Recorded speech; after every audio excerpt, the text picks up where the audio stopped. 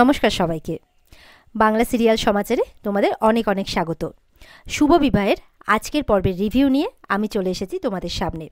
তো আজকের পর্বের রিভিউতে আমরা দেখতে পাচ্ছি সুধা তো জ্যোৎস্না যখন অজ্ঞান হয়ে যাচ্ছে তখন জ্যোৎস্নাকে গিয়ে ধরে আর দিদি দিদি করছে, দিদি তুমি ঠিক আছো তো? জ্যোৎস্নার কিন্তু আবছা আবছা জ্ঞান আছে। তখন বলছে সুধা, সুধা তুমি তুমি হাত দিয়ে কিন্তু সুধাকে দেখছে ভালো করে। তখন জ্যোৎস্না ঠিকও হয়ে যায়, আস্তে আস্তে জ্ঞানে চলে আসে। বলছে সুধা তুমি তুমি ফিরে এসেছো, আমি জানতাম তুমি আসবে, এইভাবে বলছে। সুধাও তার দিদিকে অবাক হয়ে দেখে আছে। আর ওদিকে জ্যোৎস্নার জন্য যাকে রাখা হয়েছে, মেচকা রেখেছে, সে সমানে জ্যোৎস্নাকে খুঁজে যাচ্ছে, কিন্তু কোথাও খুঁজে পাচ্ছে না। কিন্তু তোরই কিন্তু দেখতে পেয়েছে যে এই খুঁজছে। বলে কি দরকার? বলে একটা মহিলাকে তুমি দেখেছো যে তার ছেলেকে খুঁজছে সমানে? তখন তো তোরই মনে মনে ভাবে জ্যোৎস্নার কথায়। বলছে যে তোমাকে কেন বলবো? বলছে ওই মহিলা না খুব ডেঞ্জারাস, যে কারো ক্ষতি করে দিতে পারে। তুমি আমাকে বলে দাও যে কোথায় আছে, যদি জেনে থাকো। তোরই বলছে মনে মনে, ওই আন্টিকে তো খুব ভালো বলে মনে হলো, একেই আমার পচা বলে মনে হচ্ছে। তখন ওদিক থেকে গরুর ডাকের আওয়াজ পাচ্ছে, গোয়াল ঘর আছে ওদিকে। বলছে শোনো শোনো, ওই যে হাম্বা হাম্বা করে ডাকছে না? বলছে হ্যাঁ, ওদিকে তো গোয়াল ঘর। বলে হ্যাঁ, আমি ওই আন্টিকে ওদিকেই যেতে দেখেছি। বলে ও আচ্ছা তাই, গোয়াল ঘরে? মনে মনে বলছে জ্যোৎস্না ম্যাডামকে যদি খুঁজতে পারি তাহলে ওই স্যার আমাকে অনেকগুলো টাকা দেবে। তখন কিন্তু বলে আচ্ছা ঠিক আছে, আমি দেখছি। আর এদিকে তোরই তাকে শিক্ষা দেওয়ার জন্যই কিন্তু করেছে, গোয়াল ঘরে পাঠিয়েছে। মনে মনে বলছে আমি ওই গনুদাদাকে বলছে আর কি, আমি ওই আন্টিটাকে বাঁচানোর জন্যই মিথ্যে কথা বলেছি, ভেরি সরি, এই বলে কান ধরছে তার গনুদাদার সামনে। ওদিকে দেখা যাচ্ছে ওই মহিলাটির কাছে তার স্যারের ফোন আসে, সে ফোনটা রিসিভ করে।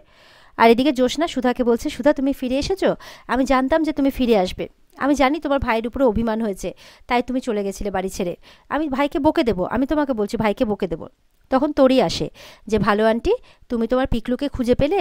বলে না গো, খুঁজে পাইনি। তখন তোরই তার মাকে বলছে মা জানো, এই ভালো আন্টিটা তার ছেলেকে খুঁজে পাচ্ছে না, তুমি খুঁজে দেবে? বলে হ্যাঁ দেবো মা। তখন জ্যোৎস্না বলছে জানো তো সুধা, তুমি চলে যাওয়ার পর না আমার ছেলেও আমাকে ছেড়ে চলে গেছে জানো। তখন সুধা বলছে কি বলছো এইসব তুমি? সুধার তখন আগের কথা মনে পড়ছে যে বাচ্চাটার জন্য কাঁথাও বানিয়েছিল আর গোপালকেও দিয়েছিল তার দিদির কোলে, বলেছিল এটা পুচকুর জন্য আমি কাঁথা বানিয়েছি আর এই গোপালকেও আমি তোমাকে দিলাম। তখন কিন্তু খুব আনন্দেই ছিল সুধা যে পুচকুটা আসবে, তাকে ভালো মতো করে মানুষ করবে, বড় করবে। আর তার আজকে এরকম পরিণতি শুনে সুধারও খারাপ লাগে। সুধা বলছে ঠিক আছে দিদি, আমি তোমাকে কথা দিচ্ছি, তোমার পিকলুকে আমি তোমার কাছে ফিরিয়ে এনে দেবো, এই জগদ্ধাত্রী মন্দিরে দাঁড়িয়ে আমি তোমাকে কথা দিচ্ছি, কিন্তু তার আগে তোমাকে আমার কিছু কথা শুনতে হবে। তখন জ্যোৎস্না বলছে শুনবো, আমি সব কথা শুনবো। ওদিকে দেখা যাচ্ছে সুধা জ্যোৎস্নার সাথে কথা বলতে বলতে তেজ আসে তার দিদির খোঁজ করতে করতে। তখন তরি বলছে ওই তো হিরো আঙ্কেল, বলে দৌড়ে যায়। আর ওদিকে সেই মহিলাটি যে জ্যোৎস্নার খোঁজ করছিল, সে একদম গরুর গুঁতো খেয়ে গায়ে গোবর টোবর লেগে একেকার অবস্থা হয়ে ন্যাংড়াতে ন্যাংড়াতে বাইরে বেরিয়ে আসে। তেজ তো দেখছি আপনার এই অবস্থা কি করে হলো? বলে ওই ম্যাডামকে খুঁজতে গিয়ে আর কি গরু গুঁতো মেরেছে। তখন তরি তো সেই হাসছে। তরি তখন তার হিরো আঙ্কেলকে ডাকছে আর কি নিচে, যে শোনো শোনো। বলে হ্যাঁ বলো। বলছে তুমি এখানে কি করে, তুমি কোথায়, কার সাথে এসেছো? তখন বলছে শোনো না, এই আন্টিকে কী কীরকম জব্দ করলাম বলো। এই আন্টি না ভালো আন্টিকে খুব বিরক্ত করছিল। বলে ভালো আন্টি মানে জ্যোৎস্না আমার দিদি? বলে হ্যাঁ, তাই তো আমি পাঠিয়ে দিয়েছি গোয়াল ঘরে। তখন তো তেজ আর কী বলবে। তখন বলছে আচ্ছা তোমার আমার দিদি কোথায়? বলছে ওই যে, হাত দিয়ে দেখিয়ে দিচ্ছে। তখন সুধা তার দিদিকে নিয়ে আসছে। সুধা বলছে সারাদিন ড্রিঙ্ক করে পড়ে থাকলে কি করে বুঝবেন যে দিদি কখন কোথায় চলে যাচ্ছে? তখন কিন্তু ওখানে আশুতোষও আসে জ্যোৎস্নার খোঁজ করতে করতে। তখন জ্যোৎস্নাকে দেখে বলে তুমি এখানে, আর তোমাকে কোথায় কোথায় খুঁজে বেড়াচ্ছি। জ্যোৎস্না বলছে দেখো, তোমরা তো কিছু করবে না, তাই আমি পিকলুকে খুঁজতে বেরিয়েছি। তবে এখন আর আমার কোনো চিন্তা নেই, সুধা চলে এসেছে, এবার সব কিছু ঠিক হয়ে যাবে। ওই আমাকে বলেছে ওই আমার ছেলেকে খুঁজে দেবে। তখন তেজ বলছে ও সুধা নয়, ও রুক্মিণী। বলছে কী বলছিস তুই, ও সুধা নয়, কি উল্টোপাল্টা কথা বলছিস? আশুতোষ বলছে তুমি এসো আমার সাথে, আমি তোমাকে বোঝাচ্ছি, এসো। এই বলে জ্যোৎস্নাকে নিয়ে যাচ্ছে। ওদিকে পুরোহিত মশাই তেজকে দেখে বলছে তেজ বাবা তুমি এতদিন পরে? শোনো ভালোই করেছো এসেছো, কালকে রথযাত্রার উৎসব। তেজের হাত ধরে বলছে তুমি আসবে কিন্তু। তেজও তখন সুধা আর প্রীতমকে শুনিয়ে বলছে হ্যাঁ, আমাকে তো আসতেই হবে, কালকে রথযাত্রার উৎসব, তেজ বেকারির নতুন মুখ, আমার ফিয়ন্সে ইশিকা করছে, আমাকে তো আসতেই হবে। সুধাকে শুনিয়ে শুনিয়ে বলছে। সুধাও চুপ করে আছে, সুধার এইসব কথা শুনতে ভালো লাগছে না। প্রীতম রুক্মিণীকে বলছে চলুন রুক্মিণী, অনেকটা দেরি হয়ে গেছে। ওদিকে তরি তো মা জগদ্ধাত্রীর কাছে প্রার্থনা করেই যাচ্ছে, মা আমি তো কত ছোট, তোমার কি আমাকে কষ্ট দিতে ভালো লাগে? তাড়াতাড়ি আমার হিরো আঙ্কেলকে আমার বাবা বানিয়ে দাও না, এরকমভাবে বলছে। এদিকে হঠাৎ করে একটা আওয়াজ হয় আর তরি মা বলে ডেকে ওঠে। তরির চিৎকার শুনে তো সুধা ভয় পেয়ে যায়, তরি তরি করে দেখছে কোথায় গেছে মেয়ে। তরি ছুটে আসে তার মায়ের কাছে, বলে তরি তোমার কিছু হয়নি তো? তরি তুমি ঠিক আছো তো? বলে আমি ঠিক আছি মা। তখন দেখা যাচ্ছে একজন বয়স্ক ভদ্রলোককে অনেকজন মানুষ মিলে ধরে ধরে আনছে। তার একটা অ্যাক্সিডেন্ট হয়ে গেছে, তিনি রথশিল্পী, শর্ট সার্কিট হয়েছিল, তিনি আহত হয়েছেন। তো এটা দেখে সুধাদের খারাপ লাগে। এবার সবাই চিন্তা করছে যে রথশিল্পীর এরকম হলো, তাহলে কি রথযাত্রা এবার হবে না, এবছর হবে না? তখন একজন বলছে ওইসব ছাড়ুন, ওনাকে আগে হসপিটালে নিয়ে যাওয়ার ব্যবস্থা করুন। সুধা তখন প্রীতমকে বলে অ্যাম্বুলেন্সের ব্যবস্থা করে, সেই মতো করে ওনাকে হসপিটালে পাঠানো হয়।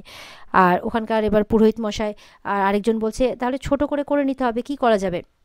পুরোহিত মশাই বলছে এবার 150 বছর পূর্তি, আর রথযাত্রা এবার ওইভাবে হবে না। সুধা এবার তেজের কথা মনে করছে, যখন তেজ সুধাকে সুস্থ করে তুলেছিল এখানে মানে ঠাকুরের নাম করে, তখন তেজ কিন্তু এই মন্দিরের কথা অনেক বলেছিল, এই মন্দির খুব জাগ্রত, এভাবে বলেছিল সুধাকে। তো সুধা সেই কথা মাথায় রেখেই, যেহেতু এই মন্দিরের অনেক গুরুত্ব আছে সুধার কাছে, এই মন্দির সুধার কাছেও অনেকটাই মানে কি বলবো, মানে অনেক স্মৃতি জড়িয়ে আছে এই মন্দিরের সাথে সুধার। এই মায়ের জন্যই সুধার প্রাণও ফিরে এসেছে। তো এই সব কথা মাথায় রেখে সুধা বলছে আপনারা যদি কিছু মনে না করেন, এই বছর রথযাত্রার সমস্ত দায়িত্ব আমি নিতে চাই। তখন বলছে আপনি? বলে হ্যাঁ, আমি রুক্মিণী সেনগুপ্ত, একজন ইভেন্ট প্ল্যানার। তো আমি বিয়ের ইভেন্টের সাথে সাথে অন্যান্য ইভেন্টের কাজও করে থাকি। তো আপনি যদি কিছু মনে না করেন, আপনাকে কোনো চিন্তা করতে হবে না, এক রাতের মধ্যে সমস্ত ব্যবস্থা হয়ে যাবে। তখন প্রীতম আসে। প্রীতম বলছে উনি যখন একবার আপনাদের রথযাত্রার দায়িত্ব নিয়েছেন, তখন আপনাদেরকে আর কোনো চিন্তা করতে হবে না, দেখবেন সব থেকে সুন্দর রথযাত্রা এখানেই পালন হচ্ছে, এইভাবে বলছে। এদিকে তো তরির সেই মজা, আনন্দে হাততালি দিচ্ছে আর নাচছে, কি মজা কি মজা, আমি এবার রথ দেখব। তখন সুধা ছুটে গেছে তরির কাছে, বলে হ্যাঁ মা দেখবে তো, কিন্তু তোমাকে কিন্তু মায়ের সাথে পুজোর কাজে হাতও লাগাতে হবে, কি মাকে সাহায্য করবে তো? বলে হ্যাঁ। তখন তরিকে আদর করে দেয় সুধা। এদিকে জ্যোৎস্নাকে সবাই মিলে বাড়ি নিয়ে আসে। জ্যোৎস্না বলছে আমাকে ছাড়, আমার এখানে থাকতে একদম ভাল লাগে না, আমি থাকবো না। তখন ঠাম্মি বলছে ও মা, এটা তোমার নতুন বাড়ি, তুমি এখানে থাকবে না মানে? বলে না, এখানে ওই লোকটা থাকে, ওই মেচকার কথা বলছে, ওই লোকটা আমার পিকলু সম্পর্কে খুব বাজে বাজে কথা বলে। তেজ বলছে দিদি এখানে তো আমিও থাকি, আর তুই আজকের পর থেকে পিকলুকে নিয়ে খুব ভালো থাকবি, তোকে কেউ ডিস্টার্ব করবে না, এই বলে জ্যোৎস্নাকে নিয়ে যাচ্ছে। ওদিকে ওই সেই মহিলা বলছে যে হ্যাঁ ঠিক আছে আপনারা দিদিকে নিয়ে যান, আমি ওনার জন্য মানে গরম দুধ করে আনছি। আর মেচকার দিকে তাকাচ্ছি, মেচকা তো ওষুধ খাওয়াতে বলেছে তাকে, যাতে আরও মাথাটা খারাপ হয়ে যায়। তো এবার ন্যাংড়াতে ন্যাংড়াতে যাচ্ছে। ঠাম্মি বলছে ও মা তোমার এই অবস্থা কি করে? তখন বলছে আর বলবেন না, ম্যাডামের খোঁজ করতে গিয়ে একটা ছোট্ট বাচ্চা মেয়ে, তখন বলছে তাকে গোয়াল ঘরে পাঠিয়েছে, যে সেই ঘটনাটা বলছে। এটা শুনে ঠাম্মি হো হো করে হেসে ওঠে, বলে ও মা তাই নাকি, ভারী দুষ্টু মেয়ে তো দেখছি। তো এই একদম আমাদের তেজের মতো, তেজও ছোটোবেলায় মনে আছে, মেচকাকে বলছে মনে আছে মেজো, তারপর ইয়াকে বলছে মনে আছে দিদিভাই, জ্যোৎস্নাকে বলছে কীরকম আমাদের ওই দারোয়ানকে গোয়াল ঘরে বন্দি করে দিয়েছিল, তারপরে তুমি কীরকম তোমার ভাইয়ের হয়ে সালিশি করেছিলে আমার কাছে, যে ওই ওই খারাপ, ওই মোটেও ভালো না, হ্যানা ত্যানা, কিন্তু পরে অবশ্য জানা গিয়েছিল যে সে আমাদের বাগানের আমজাম সব চুরি করে পাচার করতো, তো সেই জন্যই তেজ দাদুভাই এরকমটা করেছিল। তো সেও কিন্তু খুব বিচ্ছু ছিল, আর এই মেয়েটিও একদম ওরকম, দেখা হলে বেশ ভালোই হবে ওর সাথে। তা কেও তেজকে জিজ্ঞাসা করছে, তেজ বলছে আমি জানি না, আর মনে মনে বলছে একদম আমার মতো স্বভাব, আর এদিকে নাকি ও আমার কেউ হয় না, হাউ ইজ দ্যাট পসিবল, এইভাবে বলছে। তখন তেজ নিজের ঘরে যাচ্ছে। তখন ঠাম্মি বলছে দাঁড়াও, তোমার সাথে আমার কিছু জরুরি কথা আছে। ইশিকাও তখন সেখানে আসে, বলে ইশিকা ভালো করেছো এসেছো, তোমাদের দুজনের সাথে আমার কথা আছে। ঠাম্মি বলছে কালকে তো রথযাত্রার উৎসবে আমাদের নতুন খাজা বিস্কিটটা লঞ্চ হবে, তো আমি চাই তেজ দাদু ভাই আর ইশিকা তোমরা দুজন মিলে ব্যাপারটা লঞ্চ করো, এটা বলছে আর কি। মেচকা বলছে তুমি আবার তেজকে দায়িত্ব দিচ্ছ, কালকে যদি ড্রিঙ্ক করে হালকা কোথাও পড়ে থাকে তখন? ইশিকা বলছে কিচ্ছু হবে না, আমি দায়িত্ব নিচ্ছি। আর ঠাম্মিকে কিছু আইডিয়া দিচ্ছে, কালকে যারা দর্শনার্থীরা আসবে তাদের যদি আমরা আমাদের বেকারির কিছু নতুন লঞ্চ করা বিস্কিট মানে দিতে পারি, তাহলে আমাদের ব্র্যান্ডটা প্রমোট করা হয়ে যাবে। আর কালকে রথযাত্রার উৎসবের দায়িত্ব নিয়ে আমি তো পুরো ব্যাপারটাকে মানে উৎসবের উদ্বোধনটাও করছি তেজ বেকারির ফেস হয়ে, তাতে বেকারিরও একটু নাম ডাক হবে, মানে এরকম বিভিন্ন আইডিয়া দিচ্ছে আর কি ঠাম্মিকে। এদিকে ইশিকার নাক গলানোটা মেচকার ভালো চোখে নেয় না, মেচকা তার ছেলের সাথে পরামর্শ করছে, দুদিনের মেয়ে হয়ে বেশি জ্ঞান দিতে আসছে, আগে ছিল তেজ আর সুধা, আর এখন এসছে ইশিকা। এরপরে অনিমেষের একটা ফোন আসে আর বাইরে চলে যায় কথা বলতে। এদিকে তরিতা সন্দেহ করছে ব্যাপারটা কি, অনিমেষ মাঝে মধ্যে বাড়ির বাইরে কার সাথে কথা বলতে যায়।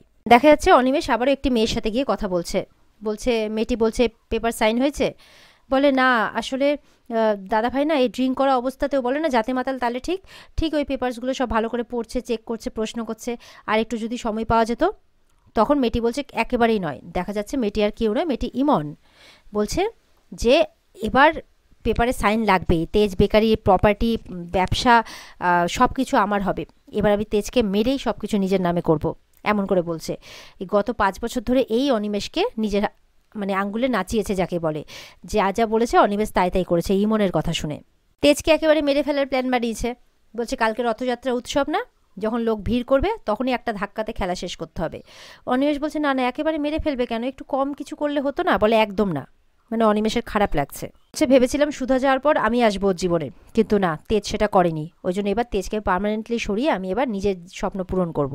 এদিকে দেখা যাচ্ছে সুধা রথ সাজাচ্ছে, সমস্ত ডেকোরেশনের কাজটা দেখে নিচ্ছে, আর খুব চিন্তা করছে বসু মল্লিক বাড়ির জন্য। বলছে যে মানে দিদির কথা চিন্তা করছে, জ্যোৎস্নার মুখে শুনলো তো, জ্যোৎস্নার ছেলেটাও নেই। বলছে আমি চলে যাওয়ার পর এই 5 বছরে কত কি বদলে গেছে। দিদির সন্তান, মানে দিদি আজকে সন্তান হারা, তেজ পাল্টে গেছে, ডলি আমাদের ছেড়ে চলে গেছে, কত কি। সন্তানের এই অবস্থা দেখে না জানি মা বাবা কেমন আছেন। মা বাবার কথা জিজ্ঞাসা মানে মনে মনে ভাবছে তেজের মা বাবার কথা। বলছে ঠাম্মি কত স্বপ্ন, কত কি দিয়ে, কত নিয়ম কানুন, কত কিছু দিয়ে বেঁধে রেখেছিলেন এই পরিবারটাকে। যে বসু মল্লিক বাড়ি ঠাম্মির কাছে মন্দির ছিল, এত বছর ধরে ঠাম্মি সবাইকে একসাথেই বেঁধে রেখেছিলেন। আজকে সব কিছু কেমন উলটপালট হয়ে গেল। আচ্ছা এর জন্য কি কোনোভাবে আমার চলে যাওয়াটা দায়ী? তারপরে সুধার মনে পড়ে যায় ঠাম্মি, তেজের মা এরা সবাই সুধাকে অবিশ্বাস করেছিল, দুটো কথা শুনিয়েছিল। তখন সুধা আর এসব কিছু ভাবে না, নিজের কাজ করতে ব্যস্ত হয়ে যায়। বলছে আমি বা কী করতাম, আমার সন্তানকে নিয়ে প্রশ্ন উঠছিল, আর এত অসম্মান হজম করার ক্ষমতা তো বা শক্তি আমার মধ্যে ছিল না। তাই বাধ্য হয়ে আমাকে চলে যেতে হয়েছে, আর চেয়েও আমি কারো কাছে ফিরে যেতে পারছি না। বলছে গজানন তুমি সবাইকে ভালো রেখো, আমি দূর থেকে প্রার্থনা করছি সবার জন্যে। আর এখানে আজকের পর্ব শেষ হয়ে যায়। তো আজকের পর্বে এই পর্যন্তই, দেখা হচ্ছে আগামীকালকে। কমেন্ট করে জানাবে কেমন লাগলো, আর আমাদের সাথে জুড়তে সাবস্ক্রাইব অবশ্যই করবে। পর্বের বিস্তারিত দেখতে স্টার জলসার পর্দায় চোখ রাখবে। ভালো থেকো সবাই, টাটা।